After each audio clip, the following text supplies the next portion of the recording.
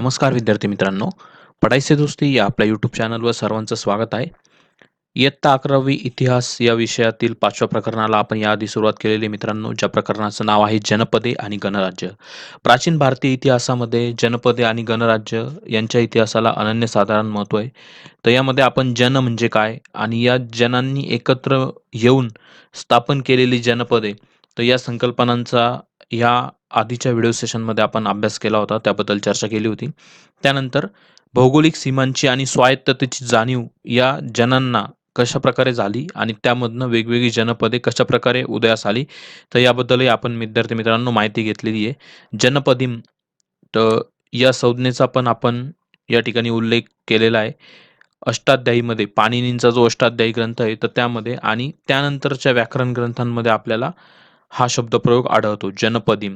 तर याचा अर्थ होतो अस्त्र शस्त्रविद्येमध्ये निपुण असणाऱ्या लोकांचा वर्ग. बरोबर. तर अशा प्रकारे वेगवेगळ्या गोष्टी आपण गेल्या व्हिडिओ सेशनमध्ये बघितल्यात. आज आपण बघणार आहोत या जनपदांचा विस्तार आणि विकास कशाप्रकारे झाला ते. खूप महत्त्वपूर्ण मुद्दा आहे मित्रांनो. चला तर या मुद्द्याबद्दल चर्चा करूया. तर जनपदांच्या विस्तारामागे 3 पद्धतींनी तो झालेला दिसतो. त्याचे 3 महत्त्वपूर्ण मुद्दे आहेत, ते आपण या ठिकाणी बघू. तर पहिला मुद्दा असा की एकाच कुळाचे वंशज असलेले जन विकसित होऊन जनपदाचा उदय होणे. बघा, बहुतेक गावं पण अशी असतात बघा, की त्या गावामध्ये एकच आडनाव असणारे, एकाच कुळात उत्पन्न झालेले त्यांच्या ब्रांचेस आपण म्हणू शकतो किंवा आपण वृक्ष बघतो बघा, की एका मुख्य खोडावरती अनेक फांद्या, त्यांच्या अनेक उपफांद्या असतात, अनेक छोटे-छोटे फाटे त्याला फुटलेले असतात. तर अशा प्रकारे एकाच कुळातनं उत्पन्न झालेले अनेक लोक, अनेक वंशज ज्यावेळेस एकत्र येऊन राहतात, तर त्यावेळेस ज्या जनपदाचा उदय होतो त्याला कुळाचे वंशज असलेले जन म्हणजेच त्या अर्थाने तयार होणारं जनपद. तर अशा प्रकारचा उल्लेख या ठिकाणी आढळतो. तर यामध्ये आपण उदाहरणार्थ सांगू शकतो, की मत्स्य, चेदी, गांधार, काशी, कोसल, तर ही जी काही जनपदे होती, तर ही या प्रकारात मोडणारी जनपदे होती. त्यानंतरचा दुसरा मुद्दा असा, की अनेक कुलांचे वंशज एकत्रित येऊन जनपदांचा उदय होतो. बघा, तर अशा प्रकारचे पण काही जनपद होते, की ज्यामध्ये एकापेक्षा अनेक कुळ एकत्र येऊन ते जनपद तयार झाले होते. याचं एक उत्तम उदाहरण म्हणजे पांचाल जनपद. महाभारताच्या गोष्टी ऐकताना बऱ्याचदा तुम्ही पांचाल कुमारी म्हणजेच पांचाली, द्रौपदी हिच्याबद्दल वर्णन ऐकलं असेल. तर पांचाल हा तो प्रदेश, बरोबर? तर हे पांचाल जनपद म्हणजे काय, की या जनपदांमध्ये वेगवेगळ्या 5 जनांचा समावेश होता. तर नेमके ते जन कोणते हे सांगता येत नाही. आपल्याला त्याचे काही ठोस पुरावे नाहीत. परंतु हेमचंद्र राय चौधरी या इतिहासकाराच्या मते क्रिवी, तुर्वश, केशी, शृंजय आणि सोमक या 5 जनांचा मिळून पांचाल हे जनपद एक तयार झालेलं आहे, असं आपण म्हणू शकतो. पुढे कुरु आणि पांचाल यांचा कुरु पांचाल असा एकत्रित उल्लेख होताना दिसतो बघा. आपल्याला माहिती आहे, की महाभारतामध्ये कुरूंचे जे उत्तराधिकारी होते म्हणजेच पांडव आणि पांचालची राजकुमारी द्रौपदी यांचा विवाह समारंभ संपन्न झालेला पण आपण या महाभारतामध्ये त्याचे वर्णन ऐकतो. तर या महाभारत ग्रंथामध्ये आपल्याला कुरु पांचाल असा सुद्धा एकत्रित उल्लेख या 2 जनपदांचा दिसून येतो. महाभारत काळापर्यंत ऋग्वेद काळातील भरत या जनाचा समाविष्ट कुरूंमध्ये होऊन ते एकरूप झालेले दिसतात, असे सुद्धा त्या ठिकाणी आढळते. म्हणजे ऋग्वेदामध्ये असं म्हटलेलं आहे, की भारताचे जे काही मूळ भरत जनसमुदाय आपण म्हणतो, तर तो जो भरत जनसमुदाय आहे, ते जन कुरूंमध्ये एकरूप झालेलं आहे, असं आपल्याला ऋग्वेदातील काही संदर्भातनं दिसून येतं. तर ते भरतकुळ कुरूंमध्ये इतकं एकजीव झालं होतं, की भरत कुळातील लोकांचा उल्लेख कुरूंचे पूर्वज म्हणून ऋग्वेदामध्ये केलेला आपल्याला दिसून येतो. बरोबर? तर हा दुसरा मुद्दा आपण बघितला. त्यानंतरचा तिसरा मुद्दा आहे मित्रांनो, मोठ्या बलशाली जनपदांचा छोट्या जनपदांनी जिंकून घेणे. बरोबर? तर असे पण काही जनपदं विकसित झाले होते, की जे जनपदं दुसऱ्या छोट्या-छोट्या जनपदांना जिंकून घेऊन आपलं अस्तित्व अधिक मजबूत, अधिक सामर्थ्यशाली बनवण्याचा प्रयत्न करत होते.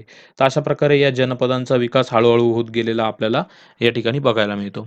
तर अधिक माहितीसाठी तुम्ही या ठिकाणी बघू शकतात, की प्राचीन जनपदांमधील काही जनपदांची नावे आणि त्यांचा उल्लेख करणारे प्रमुख ग्रंथ या ठिकाणी दिलेले आहेत. तर प्राच्य म्हणजे पूर्वेकडील जनपदे, पूर्व भारतात आढळणारी जनपदे. तर कोणकोणती आहे? अंग आणि मगध.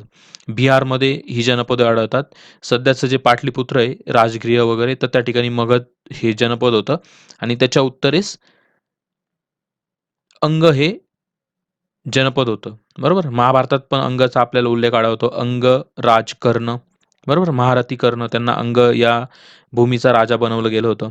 तर अंग आणि मगध अथर्ववेदामध्ये यांचा उल्लेख आहे. किकीट नावाचं एक जनपद आहे. ऋग्वेद आणि अथर्ववेद या दोन्ही ग्रंथांमध्ये याचा उल्लेख आहे आणि पुंड्र महाभारतामध्ये या जनपदाचा उल्लेख आढळतो, जे की पूर्व भारतात प्राच्य म्हणजे पूर्व, प्रातिच्य म्हणजे पश्चिम. तर पश्चिमेकडच्या भागामध्ये आपल्याला अनु, अलीन, भलान, ध्रुयू, परशु, पक्त, पुरु, तुर्वश, यदु इत्यादी जनपदांचा उल्लेख ऋग्वेदामध्ये आढळतो. तर गंधार या जनपदाचा उल्लेख आपल्याला ऋग्वेद आणि अथर्ववेद या दोन्ही वेदांमध्ये आढळून येतो. शाल्व नावाचं जे जनपद होतं, तर आपल्याला त्याचा उल्लेख महाभारतात आढळून येतो. बरोबर. त्यानंतर उदिच्य म्हणजे उत्तरेकडील जनपदे. क्रिवी आणि वैकर्ण यांचा उल्लेख आपल्याला ऋग्वेदात आढळतो. तर बाहिल बाल्लिक याचा उल्लेख आपल्याला अथर्ववेदामध्ये आढळतो. त्यानंतर दक्षिणेकडील बघा कोणते आहे मित्रांनो, आंध्र नावाचं एक जनपद होतं. महाभारतामध्ये त्याचा उल्लेख आढळतो. पुलिंद नावाचं एक जनपद होतं. सम्राट अशोकाच्या लेखांमध्ये या जनपदाचा उल्लेख दिसून येतो. त्यानंतर मध्य देश म्हणजे एक सेंट्रल इंडिया आपण याला म्हणू शकतो. तर त्या भागामध्ये आढळणारे अज, चेदी, भरत, मत्स्य, श्रीगु, तृत्सु, उशिनीर, यक्षु इत्यादी जनपदांचा उल्लेख ऋग्वेदात आढळतो. तसेच कुरु आणि शृंजय या जनपदांचा उल्लेख ऋग्वेद तसेच अथर्ववेद या 2 वेदांमध्ये आपल्याला आढळतो. बरोबर. तर या ठिकाणी जास्त पॅनिक होण्याची गरज नाही. एवढे सगळे नावं ध्यानात नाही राहिले तरी चालतील. जे काही महत्त्वपूर्ण जनपद आहे त्यांची नावं ध्यानात राहिले तरी चालतील. बरोबर.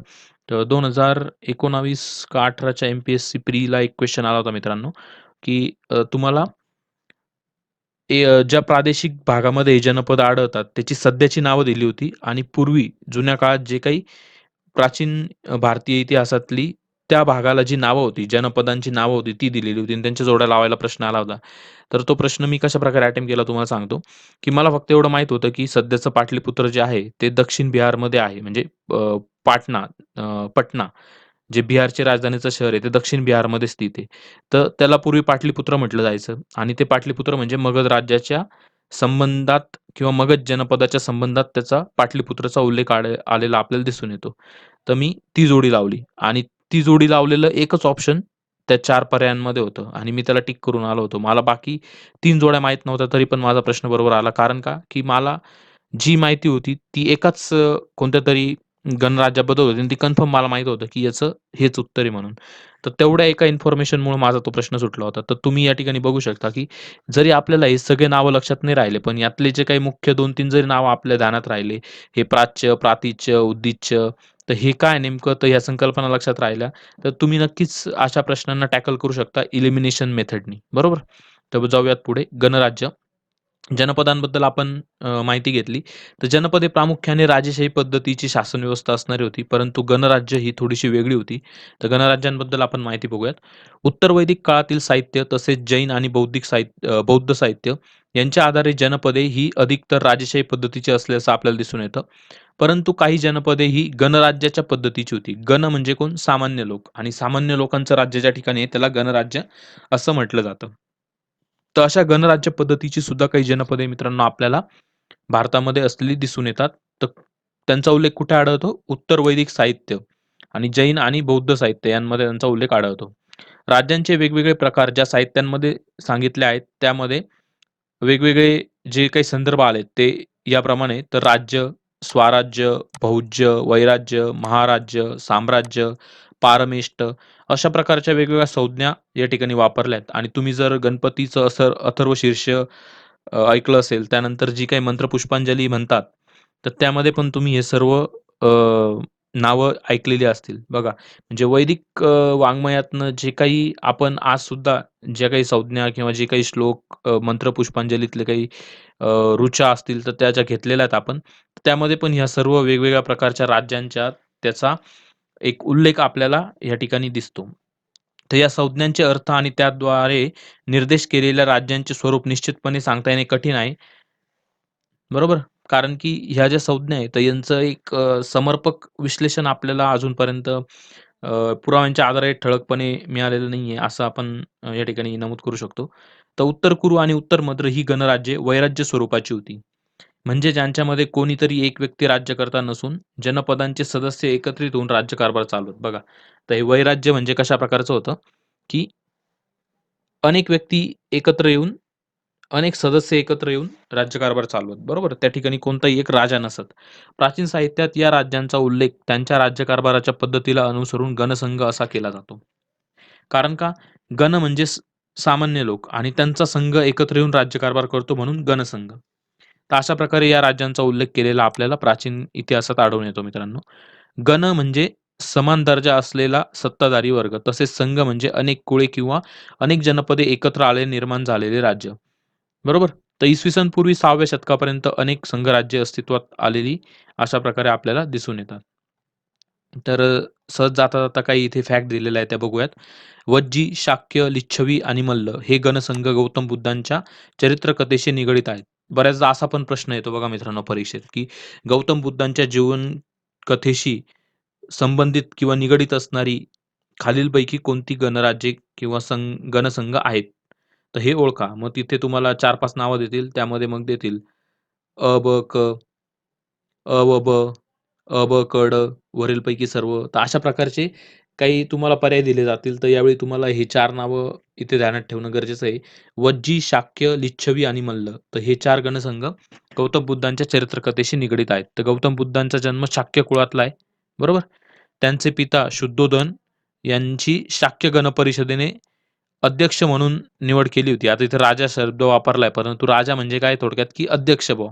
त्या समूहाचा, त्या गणसंघाचा अध्यक्ष म्हणून निवड केलेली होती आणि त्याला सो कॉल्ड आपण राजा म्हणतो. बरोबर? तर रचनेच्या दृष्टीने प्राचीन भारतीय संघराज्याचे किंवा गणराज्यांचे 3 प्रमुख प्रकार आहे. बघा मित्रांनो, आता ही जी गणराज्य होती, तर यांचे पण 3 प्रकार आपण या ठिकाणी बघणार आहोत. तर एकाच कुळातील सदस्यांचे गणराज्य. ज्या कुळामध्ये एकाच कुळातले सदस्य आहेत, असे काही गणराज्य होते, जसे आपण जनपदांबद्दल माहिती घेतली, की एकाच कुळातले जन त्या ठिकाणी होते. ते परंतु त्यांचा राजा राहायचा जनपदांमध्ये. गणराज्यांमध्ये काय राहायचं, एकाच कुळातले वरिष्ठ सदस्य एकत्र येऊन ते राज्य चालवायचे. तर याचं उदाहरण म्हणजे काय, की मालव आणि शिबी. तर ही जी 2 गणराज्य होती, तर ही म्हणजे एकाच कुळातली लोकांची 2 गणराज्य होती. एकाहून अधिक कुळे एकत्र येऊन निर्माण झालेले गणराज्य. उदाहरणार्थ वज्जी गणसंघ. त्यामध्ये 8 कुळांचा समावेश होता बघा वज्जी संघामध्ये. वृज्जी, लिच्छवी, ज्ञातृक आणि विदेह ही त्यांतील काही महत्त्वाची गणे होती. त्यातील लिच्छवी गण सर्वात प्रभावशाली होते. तर अशा प्रकारचे इम्पोर्टंट फॅक्ट्स मित्रांनो जेवढे ध्यानात ठेवता येईल तेवढे ठेवा. तुम्ही जर वारंवार सराव केला तर नक्कीच तुमच्या या सर्व गोष्टी ध्यानात येतील, लक्षात राहतील आणि तुम्हाला एक्झाममध्ये जर काही क्वेश्चन आले तर एलिमिनेशन या पद्धतीद्वारे उत्तरापर्यंत पोहोचण्यास मदत होईल. बरोबर? त्यानंतर एकाहून अधिक स्वतंत्र गणराज्य एकत्र येऊन निर्माण झालेले संघराज्य. बघा, गणांचं एकत्र येऊन गणांचा संघ म्हणून त्याला संघराज्य म्हटलं गेलेलं आहे. तर यौधेय नावाचं एक गणसंघ होता. यौधेय शूद्रक नावाचा गणसंघ. तर तो या ठिकाणी महत्त्वपूर्ण आहे. तर बौद्ध ग्रंथांमधील वर्णनांच्या आधारे भारतातील प्राचीन गणसंघांचा किंवा संघराज्यांच्या राज्यव्यवस्थेसंबंधी आपल्याला कल्पना करता येते मित्रांनो. काही नोंदी त्या ठिकाणी आपल्याला सापडतात. निर्णय आणि अंमलबजावणी या संदर्भातील अधिकारांची वाटणी या दृष्टीने गणसंघाची आपली स्वतंत्र पद्धती होती, असे आपल्याला ढोबळ मानाने या ठिकाणी सांगता येते. आणि त्यातील जो काही फरक आहे, तो ढोबळ मानाने आपल्याला 2 प्रकारांमध्ये दिसून येतो. म्हणजेच काय, की ही जी गणराज्य होती, यांच्यातली जी काही राज्य व्यवस्थेची किंवा शासन कारभार चालवण्याची पद्धत होती, तिचे पण आपल्याला 2 प्रकार या ठिकाणी दिसून येतात. पहिला प्रकार म्हणजे लोकसत्ताक पद्धती, ज्याला आपण डेमोक्रसी म्हणतो. बरोबर? लोकशाही आणि दुसरी म्हणजे अल्प लोकसत्ताक पद्धती. ओके. ओलिगार्ची त्याला म्हटलं जातं. तर ह्या 2 पद्धती इथे ध्यानात घेण्यासारख्या आहेत. तर गणसंघाच्या प्रादेशिक विभागांना त्या काळी खंड म्हटले जाई. जसं बघा आपला भारत देश आहे, तर भारत देशामध्ये वेगवेगळे राज्य आहेत. त्या राज्यांमध्ये वेगवेगळे प्रादेशिक विभाग आहे.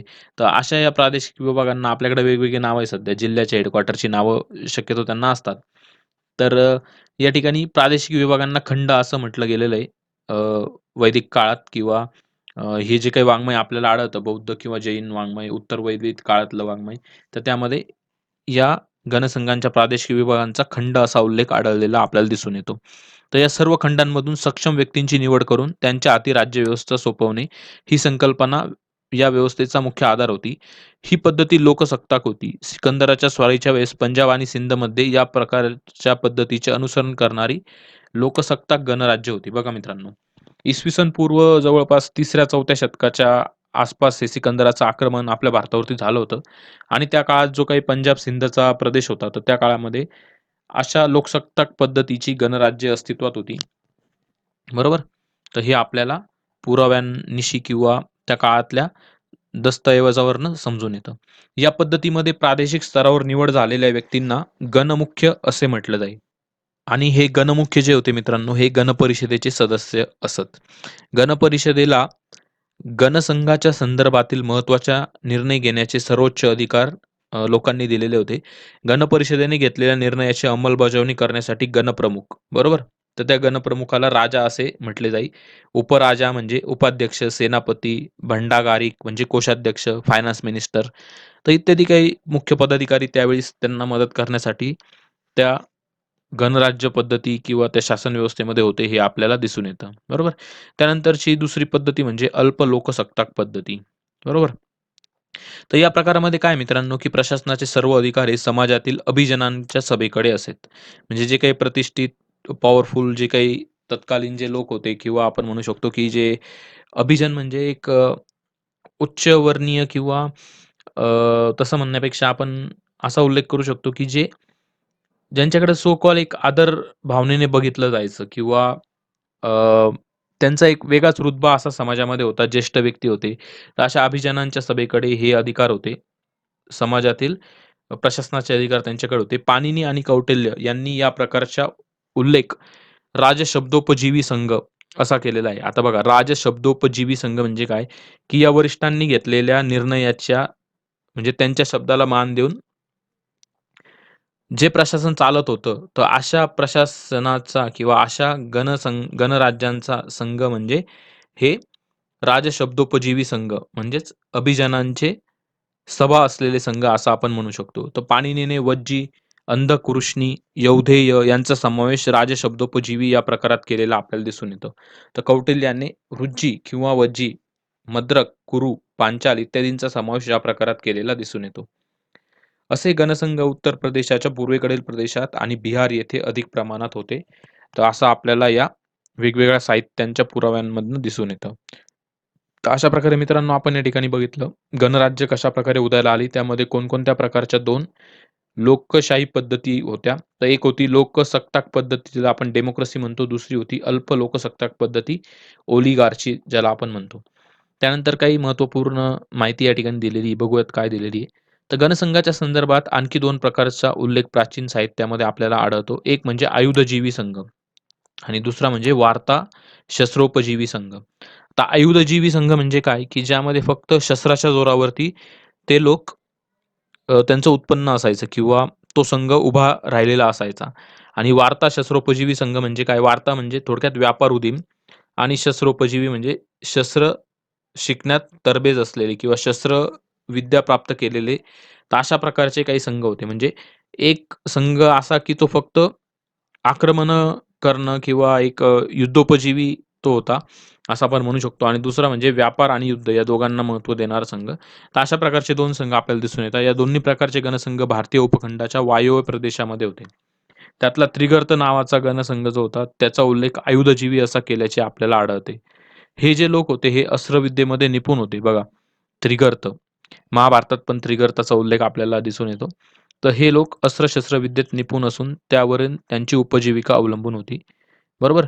तर याच्यामध्ये अजून उदाहरणं घ्यायची तर यौधेय, मालव, शूद्रक हे आयुधजीवी गणसंघ होत. वार्ता म्हणजे व्यापार आणि वार्ता शस्त्रोपजीवी गणसंघातील लोक उपजीविकेसाठी व्यापार, शेती, पशुपालन तसेच युद्धकला यांवर अवलंबून होते. बघा, कंबोज आणि सुराष्ट्र या गणसंघातील लोक व्यापार आणि युद्धकला यांवर उपजीविका करत. तर अशा प्रकारचे पुरावे आपल्याला काही प्राचीन साहित्यातनं भेटतात.